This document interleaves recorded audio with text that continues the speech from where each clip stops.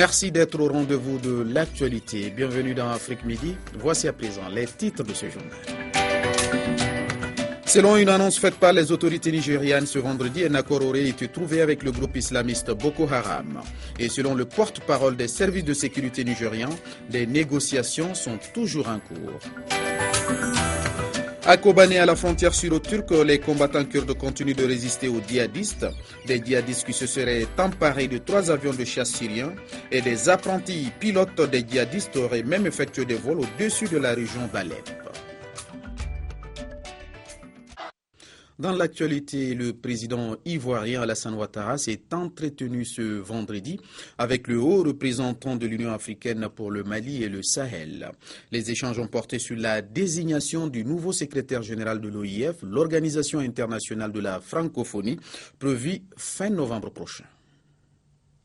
Pierre Bouyoya est venu solliciter le soutien du président de la République Alassane Ouattara et lui présenter par la même occasion son ambition pour la francophonie. Qu'est-ce que je vais faire fondamentalement? C'est d'abord consolider l'identité de la francophonie autour de la langue, la diversité culturelle. Par exemple, je propose de la mise en place d'une fondation pour la promotion de la langue française. Je propose de faire de l'éducation la priorité des priorités. Je propose de travailler que la francophonie contribue à ce que le français soit beaucoup plus présent sur la toile. Alors, en ce qui concerne le domaine politique, je propose que la francophonie aille plus loin dans la prévention des conflits. Je propose un collège de médiateurs fait de hautes personnalités de l'espace francophone. Je propose un observatoire de bonnes pratiques démocratiques. Et je propose que la francophonie contribue à la lutte contre le terrorisme. En ce qui concerne le domaine économique, c'est un chantier nouveau.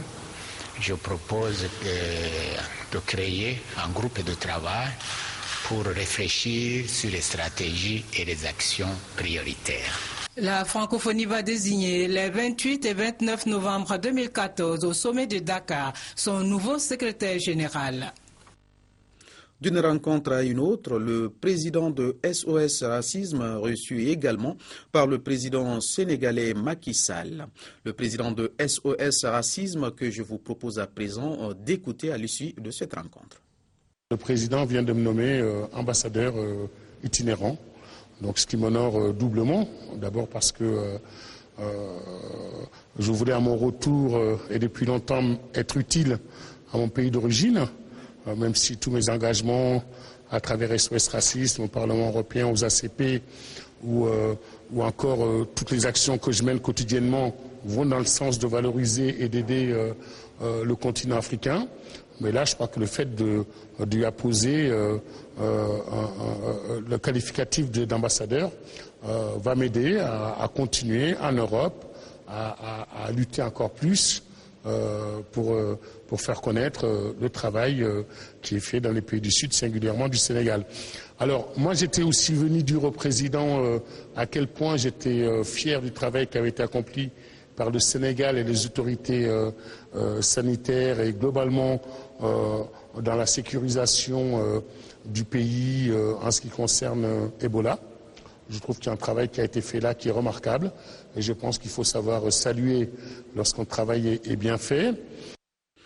Au Mali, la cérémonie de fin de formation sur les techniques de maintien d'ordre a eu lieu ce vendredi à Bamako. Il s'agissait de renforcer les capacités opérationnelles des stagiaires afin d'intégrer les principes et les standards internationaux en la matière dans leurs activités au quotidien. Abdoulaye Meiga, Sekou Doumbia, commentaire Aminata Mariko. Conformément à la résolution 2164 des Nations Unies, la MINUSMA, à travers la composante police, a initié cette formation en maintien d'ordre. Suite d'une série, cette formation tient en compte des besoins spécifiques des forces de sécurité maliennes.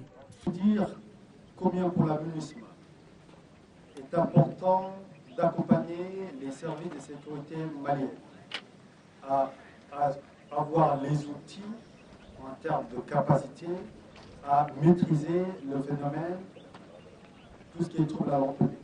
Pendant 2 semaines, les stagiaires venus d'horizons divers, police nationale, garde nationale et la FPU Bangladesh qui représente la composante police UNPOL, dans un souci de cohésion et d'opérationnalité sur le terrain, ont été outillés pour utiliser judicieusement les techniques de vagues de refoulement, d'interpellation, de progression, d'évacuation d'un bâtiment occupé, de débarquement-embarquement, de contrôle de zone et de marche. Après de belles démonstrations sur les techniques de maintien d'ordre, place à la remise symbolique de 15 diplômes répartis entre 10 stagiaires et 5 formateurs. Nos stagiaires maliens, il revient à chacun de vous de manifester dans vos faits, gestes et comportements de tous les jours l'exemple du citoyen modèle. L'heure est à la vigilance, le temps de la routine est terminé. La complicité active des acteurs de la sécurité est l'illustration parfaite de la présente formation qui a regroupé 60 policiers maliens, 75 agents de la garde nationale et 35 Bangladeshis.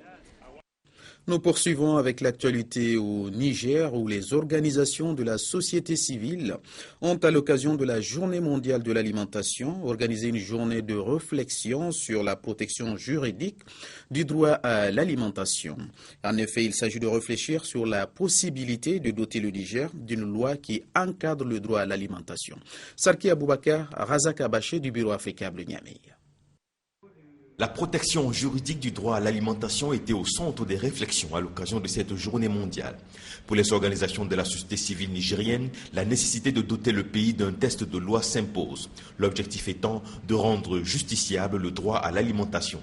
Nous voulons résoudre ce problème en faisant une proposition qui permet vraiment des recours en cas de violation, que ce soit par l'État ou d'autres acteurs.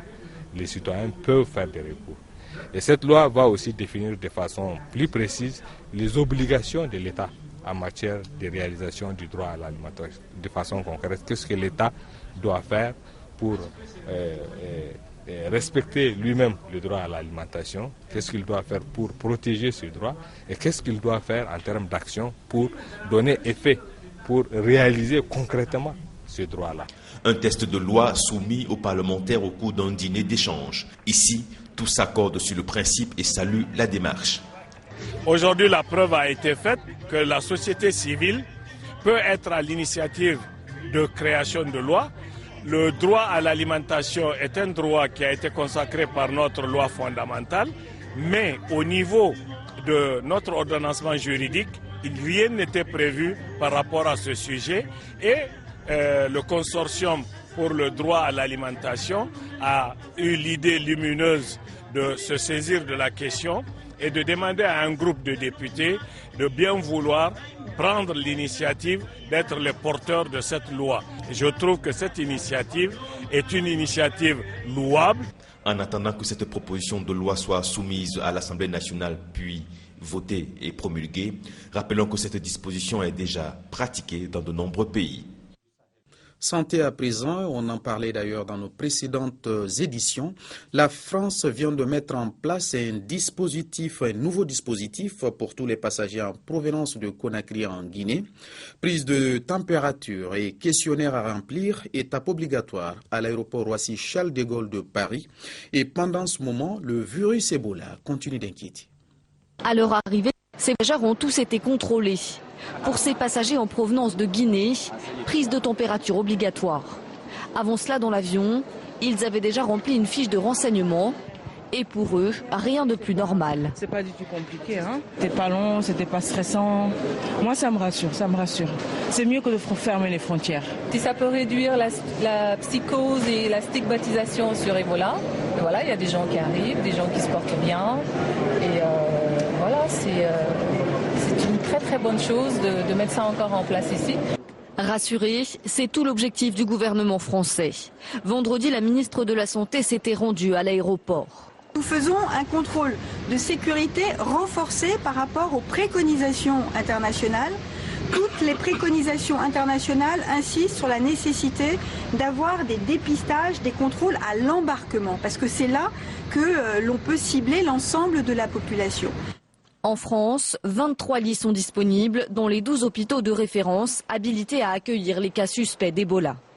Mais malgré ce dispositif, le personnel médical n'est pas serein. Une inquiétude alimentée par l'exemple des États-Unis et de l'Espagne, où des soignants qui venaient en aide à des malades d'Ebola ont à leur tour été contaminés. En Espagne, la contamination serait liée à des défaillances en série dans la prise en charge du malade, erreurs qui sont intervenues dans un système de santé fragilisé. Mais les deux contaminations aux États-Unis sont plus étonnantes. Là-bas, un protocole strict avait été mis en place. Aujourd'hui, les autorités parlent de failles dans le protocole, mais sans plus de détails. Sur un tout autre décor, direction la frontière syro-turque, à Kobani, les combattants kurdes continuent de résister aux djihadistes. Ils ont même regagné du terrain. Par ailleurs, les combattants djihadistes auraient reçu des renforts et se sont également emparés de 3 avions de chasse syriens. Des apprentis pilotes des djihadistes auraient même effectué des vols au-dessus d'une base aérienne dans la région d'Alep. Voici des images tournées par des rebelles syriens en février 2013. À l'époque, le mouvement Ahrar al-Sham affirme avoir capturé la base aérienne Al-Jara à l'est d'Alep. Une base utilisée auparavant par le régime d'Assad pour frapper les positions des rebelles. Une base qui abrite notamment 3 avions de chasse. Aujourd'hui, cet aérodrome militaire est situé dans une zone contrôlée par l'organisation de l'État islamique. D'après l'Observatoire syrien des droits de l'homme, d'anciens pilotes de l'armée irakienne à l'époque de Saddam Hussein y travaillent aujourd'hui en tant qu'instructeurs pour former les djihadistes.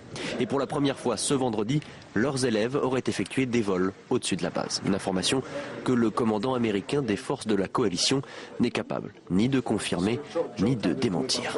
Nous n'avons aucun rapport opérationnel quant à des avions de chasse qui voleraient en soutien de l'activité de l'État islamique au sol. Donc, je ne peux pas confirmer cela. Quant à la défection de certains pilotes qui auraient rejoint les rangs de l'État islamique, je n'ai là encore aucune information. Des témoins au nord de la province d'Alep affirment avoir vu plusieurs fois décoller les jets syriens. Les djihadistes se sont emparés à de nombreuses reprises d'armes, de matériel ou même de bases militaires qui appartenaient aux armées irakiennes ou syriennes. Mais jusqu'à maintenant, personne ne les avait vus voler dans des avions de chasse.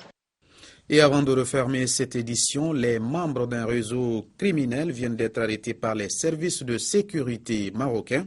Recherchés pour plusieurs délits, 8 membres de cette bande criminelle viennent d'être mis aux arrêts. Le butin découvert est impressionnant.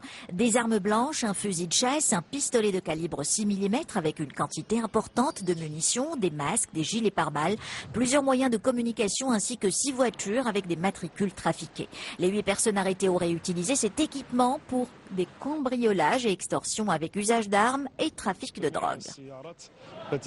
Les véhicules trouvés ainsi que les moyens de communication ont été confisqués. Les investigations montraient que les membres du réseau auraient attaqué un fonctionnaire pour lui voler une somme de 400 000 dirhams devant une agence bancaire. Un autre vol aurait visé un entrepreneur qui venait de retirer la somme de 700 000 dirhams d'une autre banque. Nous avons procédé aujourd'hui à la reconstitution de 2 opérations de vol qui ont eu lieu à Beninsar et à Nador. Les mises en cause ont été placées en garde à vue pour interrogatoire approfondi avant d'être déférées devant le parquet général compétent. C'est tout pour cette édition. Merci à vous de l'avoir suivi et merci à la rédaction et à la technique pour sa réalisation. Restez avec nous, les programmes continuent.